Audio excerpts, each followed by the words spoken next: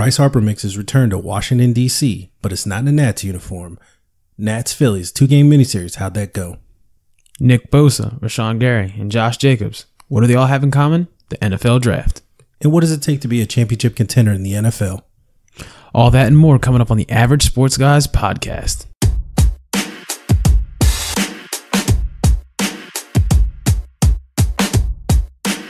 You're listening to the Average Sports Guys podcast with Eddie and Marcus.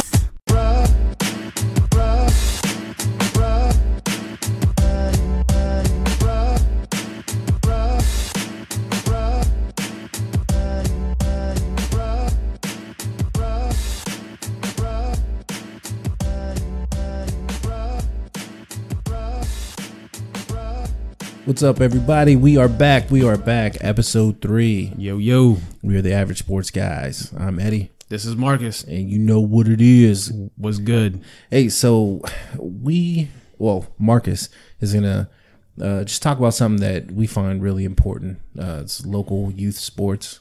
Yeah, as you guys know, I'm a teacher, and, we're always supporting, youth sports, and, especially in Anne Arundel County. That's where, we're podcasting out of, essentially.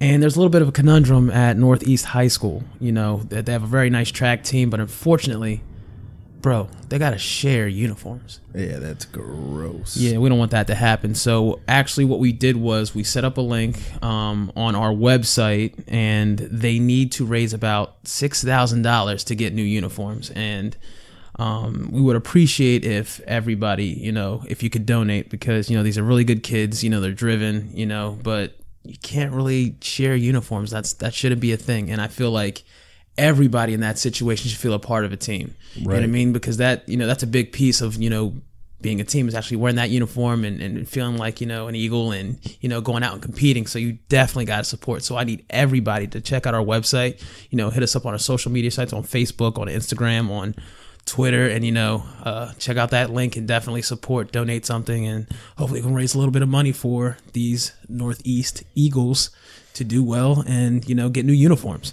Yeah, it's all about the student athlete. I know I played all the sports when I was in high school. And, yes, sir. And it is something about having something that's yours, your uniform, right? So it's for a really good cause. I mean, these kids could be out doing other stuff, but right. They're spending their time after school, weekends, for practice, track meets, 100%, other fundraisers. So again, it's important to Marcus and I. Absolutely, we believe in it. We have a family friend that's on the track team, so it's not anything we're getting kickbacks for or anything. It's just, again, it's something we believe in. Yes, sir. And just go to our website and find the link and just get to it. Absolutely. All right. So, Marcus, man, what's been going on essentially since the last time we...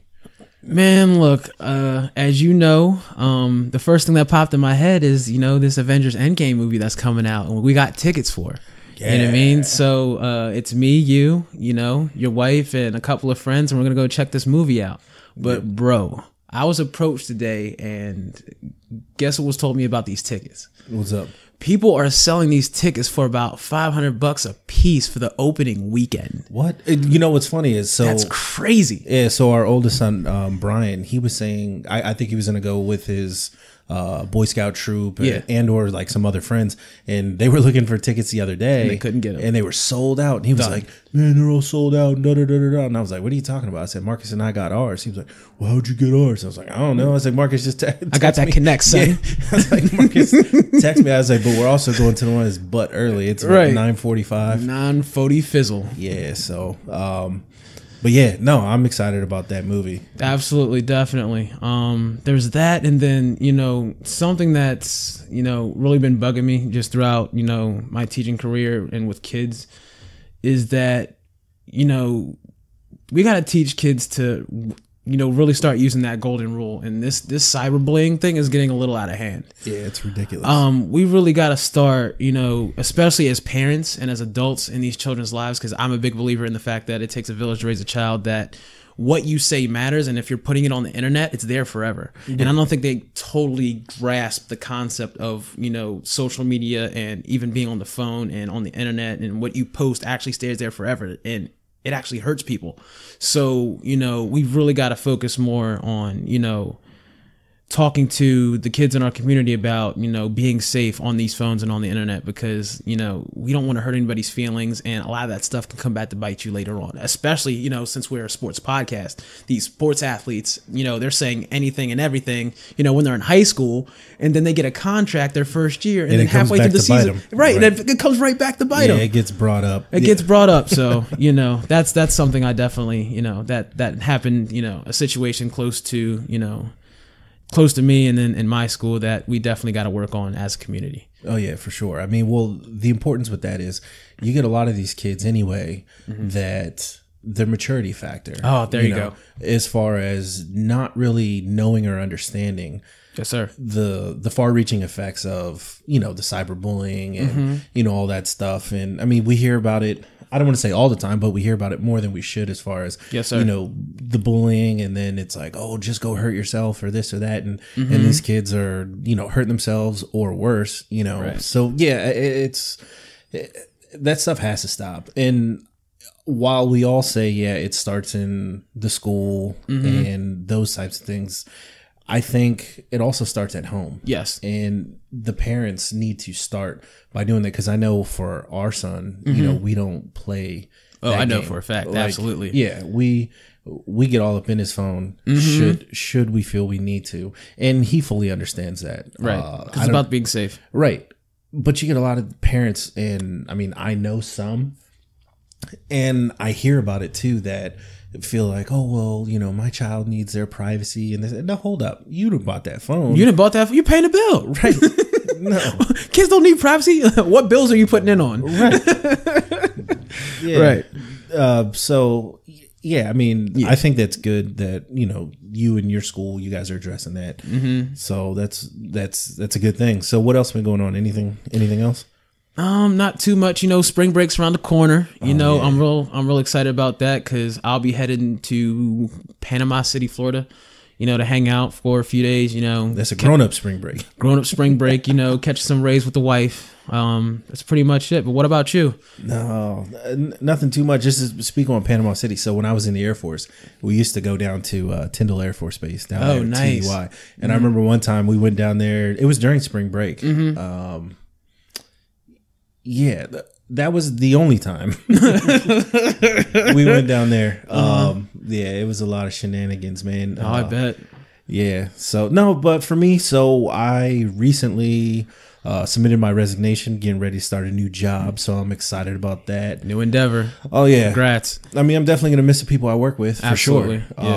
Yeah. You work with these same people for a few years. Yes, sir. You can't help but get close to at least a few of them. So it'll be sad to see them go, but I won't miss that long commute. I got stuck in that traffic yesterday. A big rig flipped over. Oh gosh. And caught on fire. Yeah, caught on fire. So I sat there. Took me over 3 hours to get home. Jesus. Yeah, it was rough. Thank God. Well, from what I was reading, at least the driver was okay. I don't think that's a good thing. Yeah, I don't think any other cars or anybody else was involved. But no, other than that, nothing. Okay. We bought the little one some chickens. Yeah, you did. Well, she wanted them. So we went to Tractor Supply Company to, I don't even know what the heck we went there for. But ended up with chickens. Yeah. But that seems to be a common theme. Not the chickens, but just going somewhere for something and coming out with everything else. Right. That's like most stores. That's like Target, Walmart. Doesn't matter. You're going for one thing. You're coming out with 6, 7 different others. Let me tell you. So I was like, oh. So, Chrissy was sitting there listening to Gabriella get all excited about the chickens and this and that. And in my mind, I'm quiet because I'm like, okay, I could really go home without these chickens. Right. So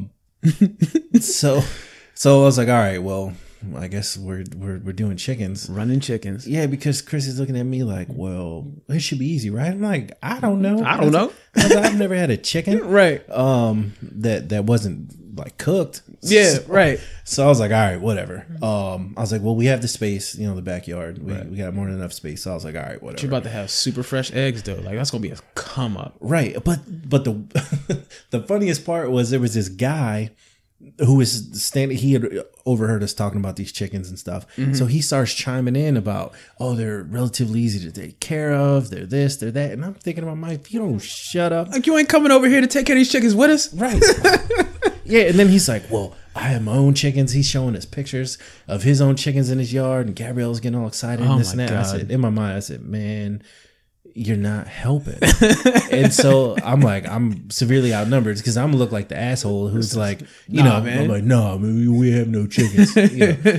So we've had them for, well, I guess this weekend. Yeah, it'd be coming up on a week. Yes, sir. So I would like to say I'm excited about that. Yeah. But I'm not excited about it. I'm excited for her. Right. Because, when we get in the car and we're driving home, she's like, this is the best weekend ever. All right, cool. I mean, chickens were like $2, so I wasn't. It wasn't like crazy expensive, not like that. Yeah, it wasn't too bad. But the funniest thing was when the lady was picking them up, like Gabrielle's picking out, I want that chicken, that chicken, that chicken. So she's putting them in a box, bro. It looked like an actual chicken dinner box. No. So that's why straight from KFC or Popeyes. Right, yeah. So I told Chrissy, I said, I'm not crazy. I was like, that really looks like a chicken dinner. And then, that's crazy. Yeah, so I was like, all we're missing is the biscuits. Oh, the biscuits. Right. No, but other than that, that's literally all it's been. This week has kind of gone by so slow. Super slow. But I did get a chance to, just like you did, check out the Nats-Phillies game. Bruh. Man, so Harper obviously was with the Nationals, my beloved Nationals. Essentially signed with you guys for 13 years. God. Yeah, so that's a grip. So I've said it before. I don't know if it was on the podcast or not, but just in general, I'm not a booer. You know what I mean? Yeah, unless it's like the Cowboys, which we all agree on. We really don't. It's not really a boo thing, right? But to the degree of or I should say the circumstances.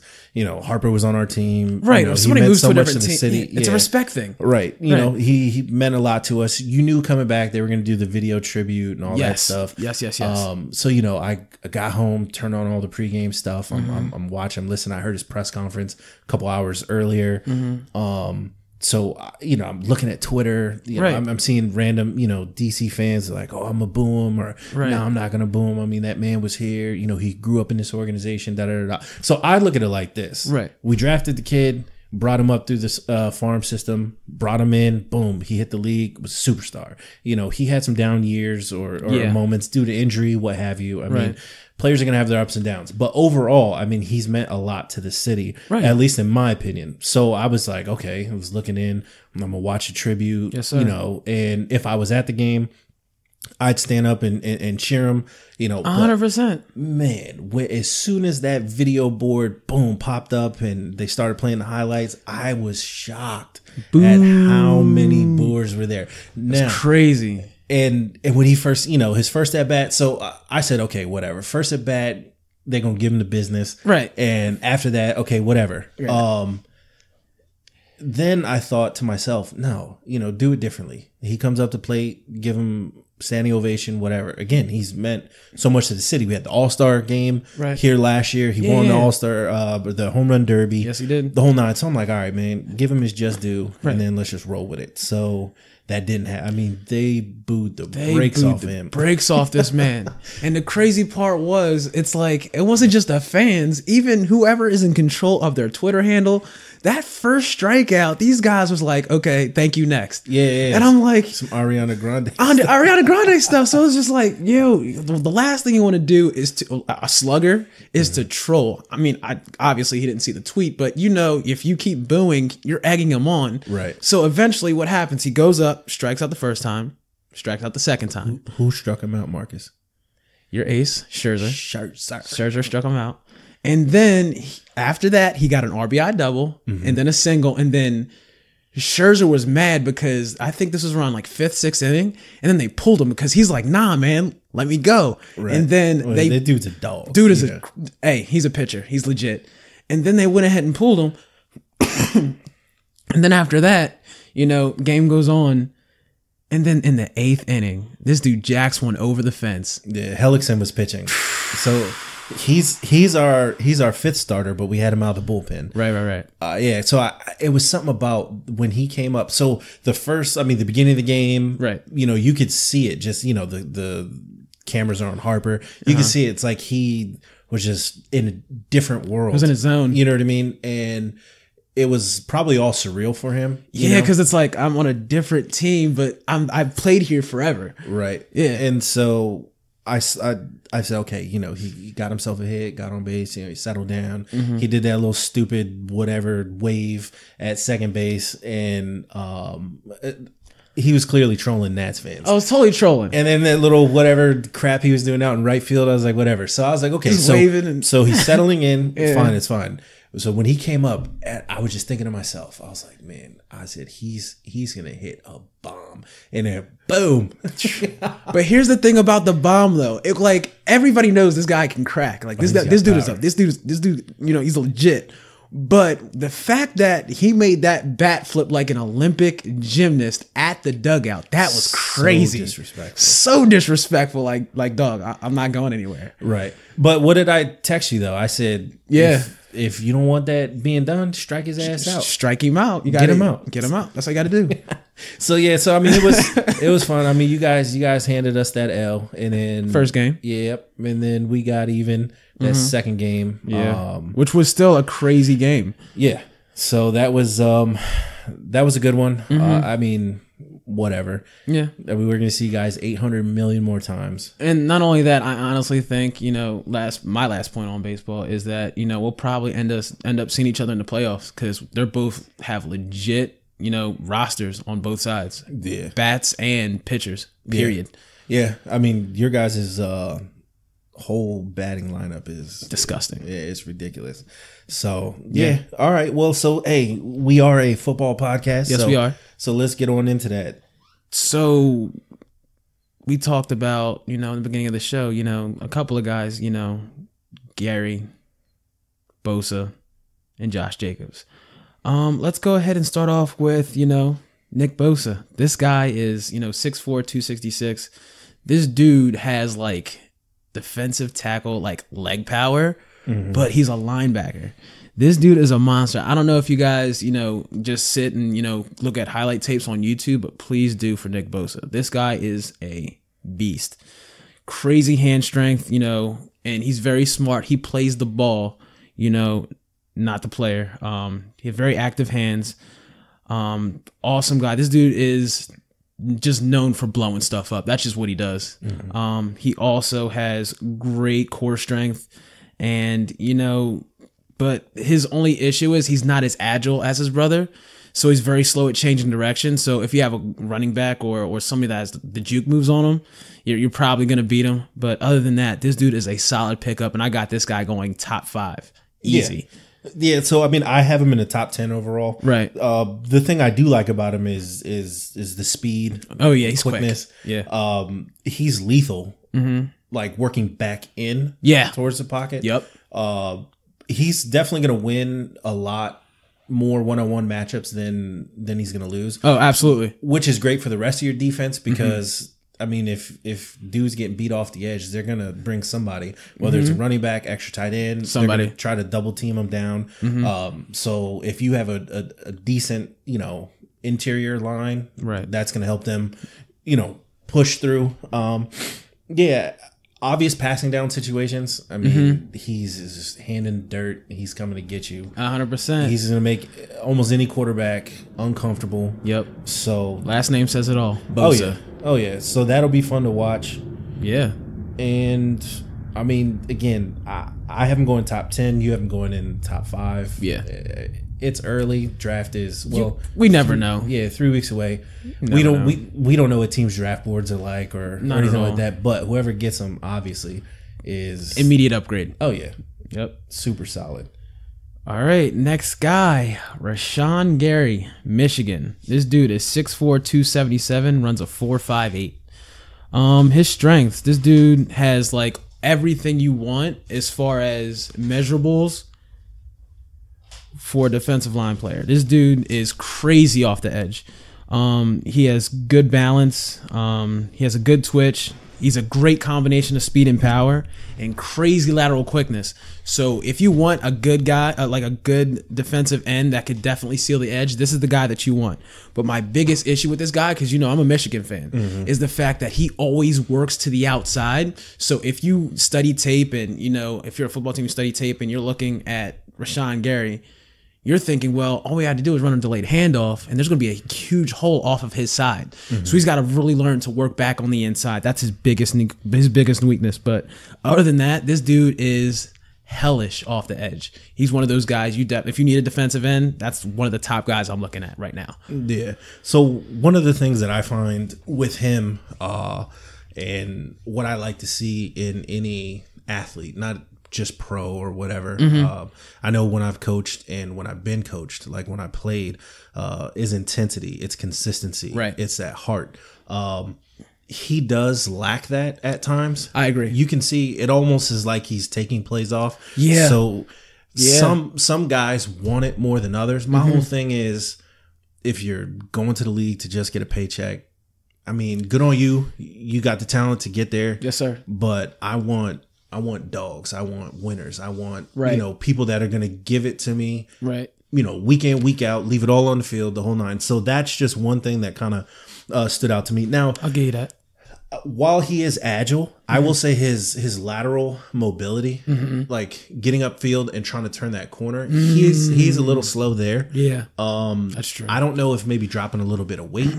You never know. That could help out a lot. Yeah, I don't know if that'll help. Right. I mean, nobody's got that Von Miller flexibility. There's you know what I mean. Yeah, you're right. He is a big hitter. Oh yeah, he lays people out. And I'm just looking at his size and all that stuff. You can definitely move him around. You don't have to just keep him on the edge. No, you do not. But my thing is, okay, you can try him out at the edge. I mean, you have all the rookie mini camps, and you'll have OTAs, and you're going to training camp. Right. See what he does, mix it up, see where he excels at. Because, I mean, if I'm interviewing him, whether I was at the combine or I'm bringing him in before the draft, what have you, I would see where his mind is at. First of all, they're going to do that. But I would also say, okay, are you just set on playing the edge? Right. Or would you mind if we moved you in?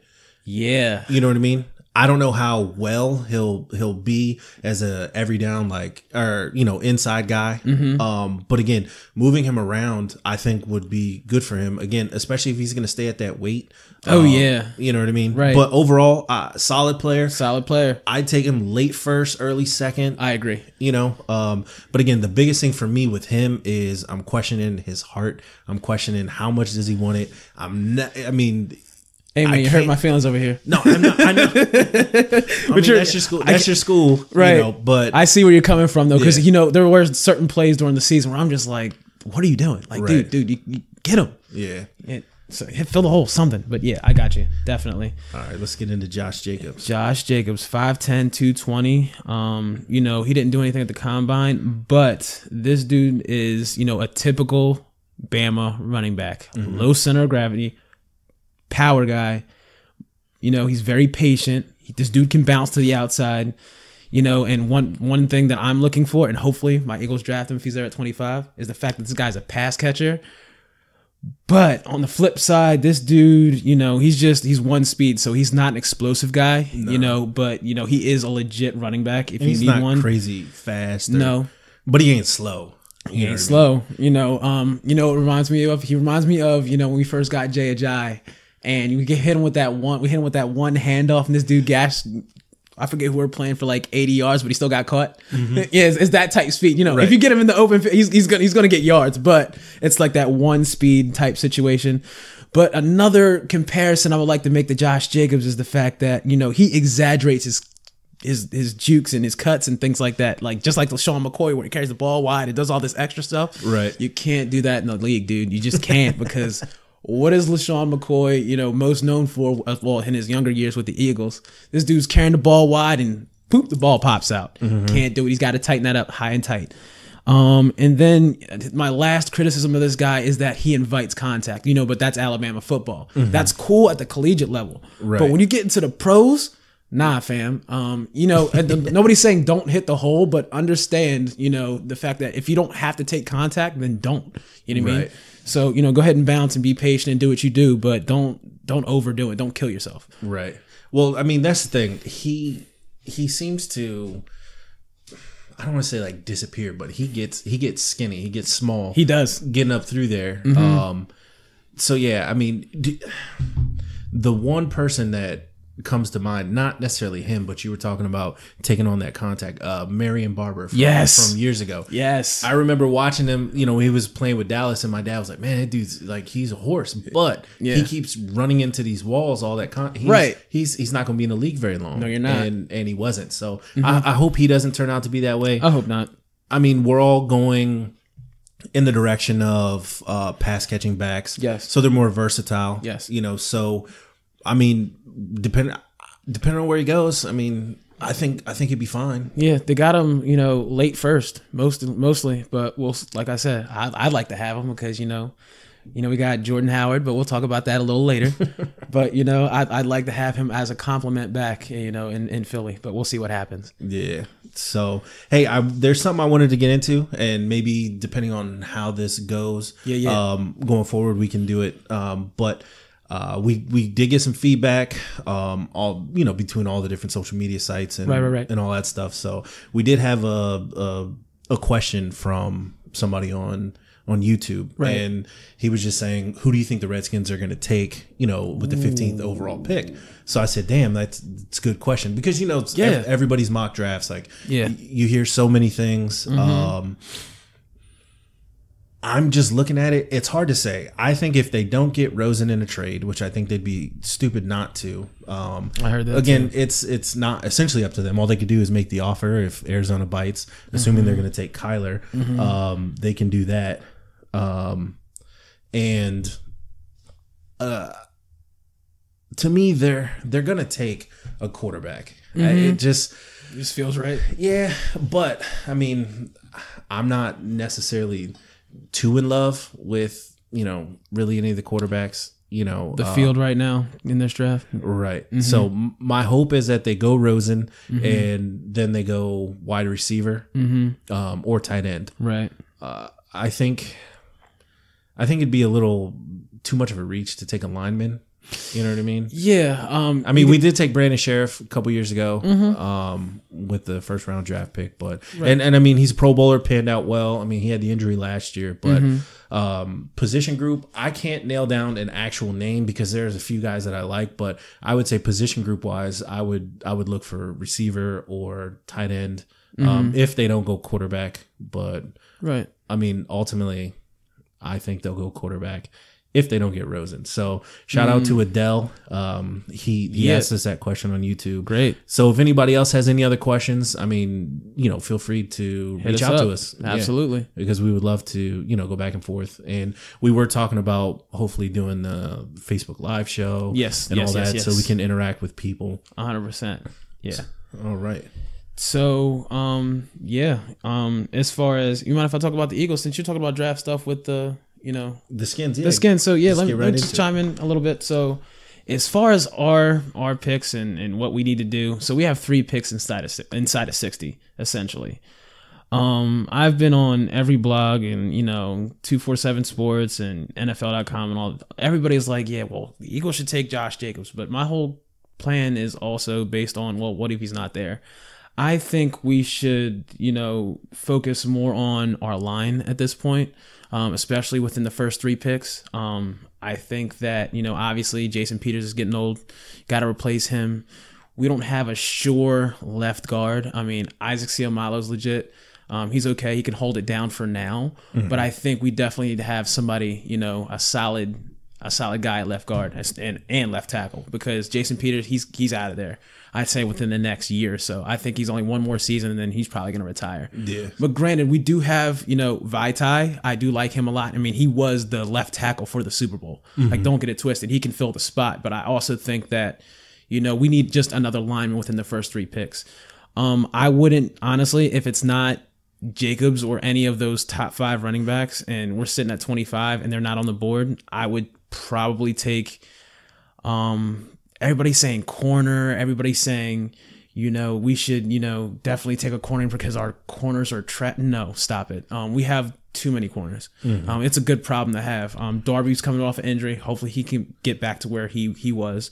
But people have a short memory when it comes to, our secondary.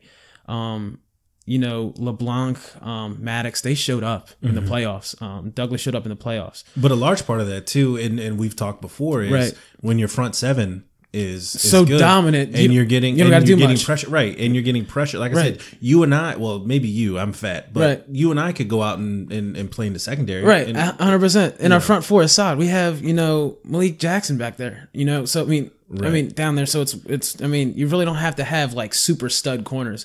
So it's nice if you can get them. It's nice. Like I said, it also depends on the situation because in the first round and you have 3 picks inside of 60. You're more than likely going to go best available. I think within the top 3 picks, we'll see what happens. If there's a decent linebacker there, we might want to take one of those. But my biggest focus right now is focusing on that line. We got older guys. Even Jason Kelsey, dude's a Pro Bowler, perennial Pro Bowler, but he's getting old. We got to fix our O-line. So that's my piece on it. Right. Well, that's cool. So let's you and I were kind of kicking this around. Right. So we talked a little bit about the draft as far as these guys. Talked a little bit about our teams. So speaking of essentially like the Eagles and is rough as it was to see you guys win the Super Bowl, and then you guys had some playoff success last year. A little bit. So let's kind of talk about it and give our thought about what does it take to be a championship contender? Because we see year in and year out, you can almost pencil in the Patriots every year to at least get to the AFC Championship game. You can damn near pencil them in for the Super Bowl. Sorry, Browns. Right. But historically that's been true, and you guys are looking nice, but it is the Patriots. Well, right, yeah. Until somebody really knocks them off. Right.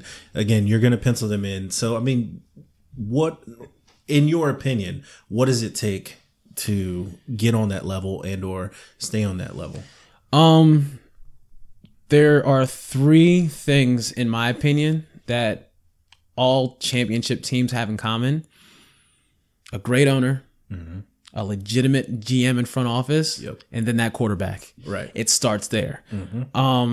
Us with the Eagles, obviously, the Patriots. If you don't have that, don't get me wrong. I'm sure there's plenty of teams out there that have won with 2 out of the 3, or maybe even 1 out of the 3. But it starts there. You got to have that front office. You got to have a legit owner that's going to let that front office do their job. And then you have to have a quarterback. And I'm not saying you have to have like a stud. Because look at Nick Foles. This dude was he started for us at one point, in the 2010s, but he was a backup when he came back and he won us a Super Bowl. So you got to have somebody that's serviceable back there. Right. So that's where it starts for me. And you also, and then my last point right now is the fact that last 2 points, you got to have a decent O-line and a decent defensive line. That's very important. You got to have people that can rush the quarterback, and you also have to have some guys that protect them. And like I said in the last segment, our guys are getting old. We have Carson Wentz coming back off an injury. He's our guy right now, and we have to protect him. Right. So those are the definite things you have to have, in my opinion, to be a legitimate title contender, on top of the weapons and stuff. But it doesn't matter what weapons you have if you can't protect or if you can't pass rush. Right. So you definitely got to have that to be a championship contender. Oh, for sure. Yeah. So just to piggyback off of that, I've always said it starts at the top. Yeah. It starts with ownership and GMs and the whole nine. Because if you look at the teams that are consistent, such as the Patriots, and last year notwithstanding, the Steelers. Yeah. Even, the Ravens are a consistent team. Right. I'm drawing a blank on some other ones. But my point is just that. The team that you see the Saints. The team that you see culture. Year in and year out, it starts at the top. And then obviously, coaching does matter to me. It absolutely matters. Everything from philosophy, scheme, all that type of stuff. Right. Because if you look at the Patriots, and I think we talked about this even on the first podcast, you'll see, okay, they don't always have household names, but They have guys, and I know Belichick preaches to them, do your job. I was just about to say that. To each individual person. Yes, sir. If you do your job and they do their job, we're going to win more than we lose. Yep. And it's a winning formula. It doesn't matter which coordinator they have. Matt Patricia was the guru. Yeah. So they've had all that. He leaves, and then they win a Super Bowl. Again. So it's like they never miss a beat. Never. And as much as everybody says, well, the NFL's a copycat league and this, copy what the hell they're doing. Absolutely. And I think that's the part that frustrates me being a Redskins fan is, anybody who's followed the team, hell, even people who don't. I mean, the Redskins make headlines, because we're that team that overpays old guys and we do this and we do that. I mean, though we haven't done that in a while, but it's just the stupid stuff that is done year in and year out. And you just look right up the road to Baltimore and they're not running the same game. No. So yeah, I mean, well-run organizations, like I said, great coaching staff, but also too, from a player standpoint, you got to get people to buy in. Yes. You know what I mean? Yes. And yes. there's going to be those people that have their own agenda. Hey, I'm here to pad stats. I'm collecting this check. I'm doing enough to not get hurt. What have you? No, it's a cohesive unit. You know what I mean? I mean, I've never been in an NFL locker room. Right. You haven't either. No. So we don't know what it's like, but you listen to some of these players who, former players and stuff like that. Like I've said before, like I listened to Santana Moss podcast. Shout out to Santana Moss. Yeah. And Travis Thomas, there you his go. co-host. I don't want nobody leaving him out. That's right. But yeah, so and he'll say it all the time. He said when you get guys that's on a different page for whatever reason, it's gonna make it hard. Right. Especially when you're not winning. When you're winning, everything's fine. But again, you look at those teams that have those great players that, they're picking the next man up. And that next man's like, well, damn, they're doing their job. I'm not going to be caught slipping. Right. So it's that cohesive unit. But yeah, I mean, up front, like I always call them the big nasties. I mean, you need them. Nasties. I mean, I you like need that. them, Yeah. So yeah, without that, as far as, like I said, on the field type stuff, yeah, without a dominant front seven, and a good offensive line. I mean, you don't even have to be great, but you gotta give your quarterback time. Without that, I mean, what do you have? Right. And even going back to our Super Bowl, and it's funny because I remember Malcolm Jenkins saying this in an interview. I'm pretty sure it was on ESPN afterwards. His biggest point was, they were a cohesive unit, like you were saying. Everybody bought into the culture, into the system. And then, they played that Dreams and Nightmares by Meek Mill, and they came out onto the field. And they said as soon as that song came on and they came out on that field, they knew they were going to win the Super Bowl. But in the mix of all of this, which they didn't know at the time, or at least in the beginning stages of the Super Bowl, Malcolm Butler was yanked for the Super Bowl. We all know this now, but imagine you're the starting corner for like 98% of the snaps or 98% of the year. Right. And then the whole locker room is like, Malcolm's not starting. Imagine what that does to your mental right before the Super Bowl. Right.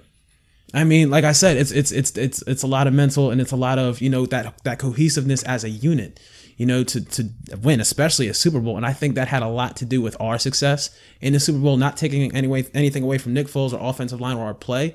It was still a very close game, but I think that definitely messed with their heads.